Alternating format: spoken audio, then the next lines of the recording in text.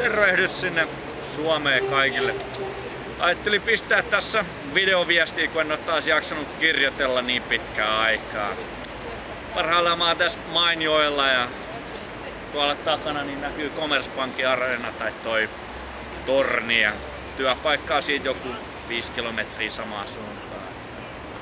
Kämppä on tossa aika lähellä, 200 metrin päässä, että on ihan kiva aina tulla välillä tähän joelle kävelylle tai istua ja pelaa korttia tai juomaan viiniä tai mitäs nyt yleensä tekeekään, pari kaljaa viikonloppuisin yleensä ja näin.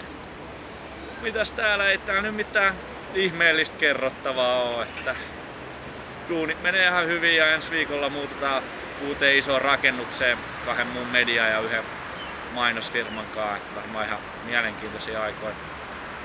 Ja mitäs sählypelit taas alkoi tossa pari viikkoa sitten, että ihan hauska taas käydä pelaa sählyä noiden suomalaisten ja ruotsalaisten kanssa.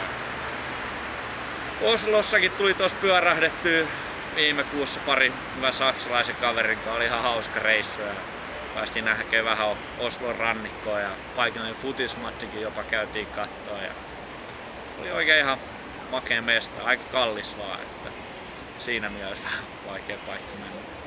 Ei täällä nyt mitään ihmeellisempää kerrottavaa ole, että mitäs täällä?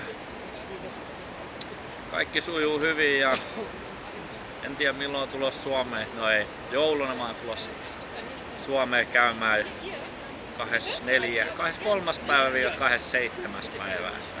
Ihan nopea visiitti, että joutuu itse olemaan töissä ne uuden vuoden edeltävät päivät, että ei voi olla pidempään valitettavasti. Ei mulla täällä mitään ihmeempää kerrottavaa ole, että syksykin tulee tänne näin, niin kuin varmaan huomaatte, että aika kylmä. Mutta terkkuja kaikille sinne ja morjes!